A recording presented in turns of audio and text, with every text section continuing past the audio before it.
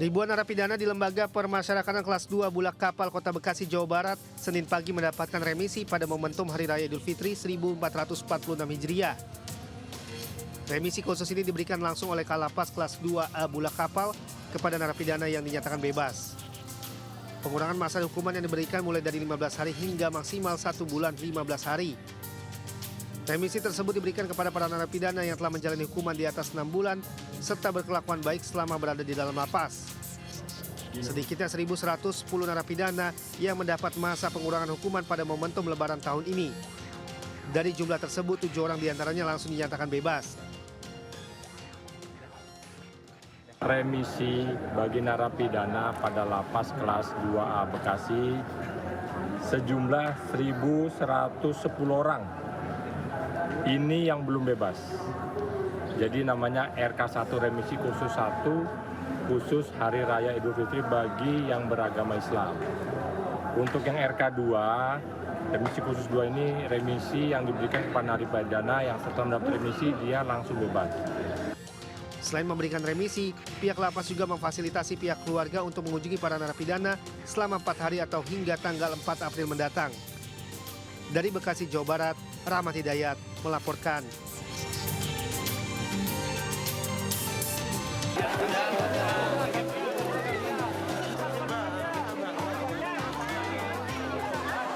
Lima gunungan yang dibagikan para abdi dalam keraton ini langsung menjadi rebutan warga di halaman Masjid Gede Keraton Yogyakarta Senin siang. Dalam ritual Grebek Sawal, Keraton Yogyakarta mempersembahkan 7 gunungan, yakni 2 gunungan Lanang dan Wadon, 2 gunungan Kepak, dan gunungan Pawuhan. 5 buah gunungan dibawa ke Masjid Gede Keraton Yogyakarta dan 2 lainnya ditandu ke Kepatihan dan Kadipaten Puro Pakualaman. Gunungan yang terbuat dari hasil bumi ini menjadi rebutan warga karena mereka percaya akan mendapatkan berkah dan rezeki. Lombok sama kacang, mau dimasak oseng-oseng. Oh, supaya apa nih Bu? Kayak supaya apa ya, dapat berkah gitu aja. Dari berkah. Ya. Itu sering ikut rebutan juga Bu? Iya. Tiap tahun Bu? Iya. Ini udah sejak kapan Ibu ikut rebutan ini? Udah dari kecil. Oh, jadi setiap tahun gitu Bu ya? Iya. Selain dimasak, untuk apa aja Bu? Lalap. Tradisi Grebek Sawal diawali keluarnya 10 bergodo atau peleton prajurit keraton lengkap dengan berbagai persenjataan termasuk pasukan gajah dan berkuda. Setiap tahun Keraton Yogyakarta menggelar ritual grebek 3 kali, yakni grebek Maulud, grebek Sawal, dan grebek besar. Grebek Sawal merupakan persembahan pihak keraton kepada rakyat sebagai simbol kemakmuran. Dari Yogyakarta, Gunarto Farhan, iNews melaporkan. Selamat Lebaran and Happy Eid Mubarak. Ya, sejumlah penggawa Timnas Indonesia level senior memberikan ucapan selamat Hari Raya Idul Fitri 1446 Hijriah. Ucapan itu disampaikan oleh para pemain diantaranya Ragnar Oratmangun, Emil Audero, Dean James, Pratama Arhan, dan Sen Patinama. Mereka sama-sama memberikan ucapan singkat kepada pendukung Garuda yang sedang merayakan Hari Lebaran. Selamat Lebaran and Happy Eid Mubarak. To all the Garuda fans, I wish you Eid Mubarak. Ciao. Happy Eid Mubarak to our fellow Muslims in Indonesia. Lebaran Fu Sejong.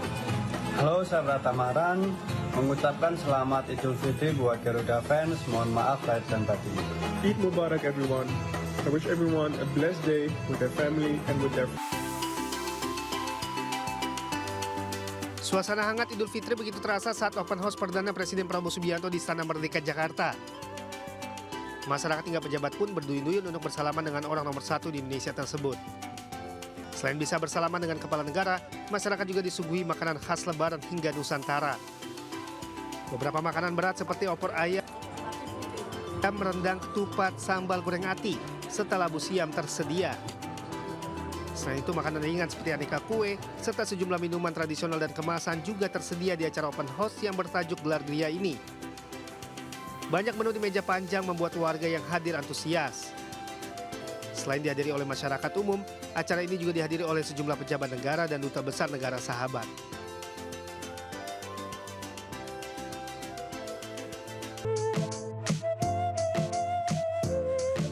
Wonosobo terkenal dengan keindahan alamnya yang eksotik.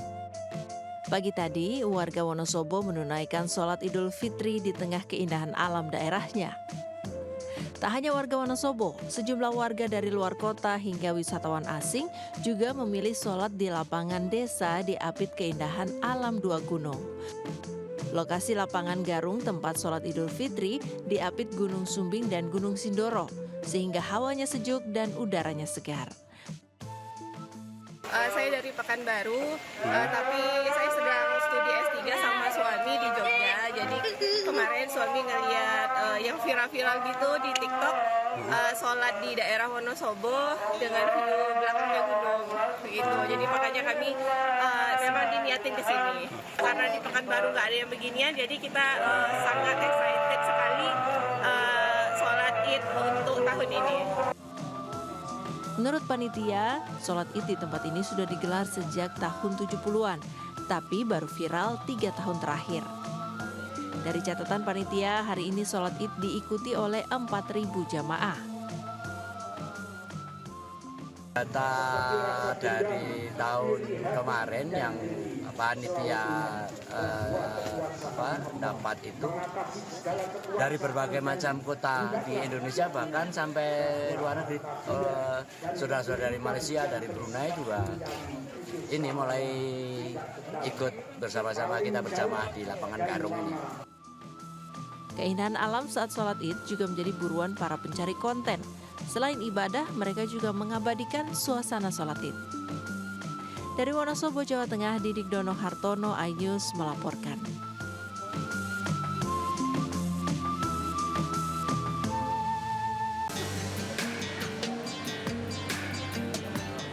Bangunan bersejarah sekaligus destinasi wisata sejarah kota Semarang yang terkenal dengan kesan seram dan mencekam, Lawang Sewu, untuk pertama kalinya menjadi tempat ibadah sholat Idul Fitri. Ribuan jemaah warga kota Semarang dan dari luar kota antusias datang ke bangunan bersejarah peninggalan Belanda ini sejak dini hari. Pada Hari Raya Idul Fitri 1446 Hijriah, pihak PT KAI membuka Lawang Sewu sebagai lokasi sholat Id. Sholat Id yang dipimpin oleh Khatib Ustadz Makhasim dihadiri sekitar 2.000 jamaah yang memadati bagian halaman.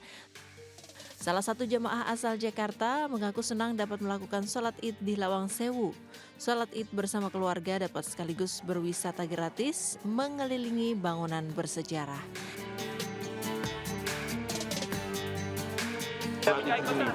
Seru, soalnya kan di dalam Lawang Sewu kan, jadi benar-benar pengalaman pertama. Jadi bisa sambil wisata ya? Kenapa? Bisa sambil wisata? Benar sekali.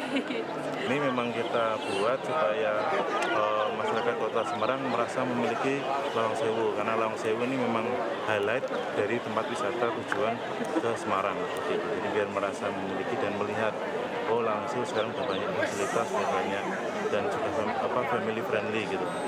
Jadi mereka bisa merekomendasikan untuk saudaranya yang dari luar kota untuk mendatangi Lawang Sewu.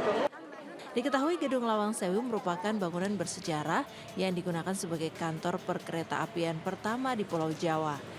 Dengan sejarah yang kelam menjadi saksi perang dengan penjajah, kini Lawang Sewu tidak lagi terkesan menyeramkan. Dari Semarang, Jawa Tengah, Wisnu Wardana, iNews melaporkan.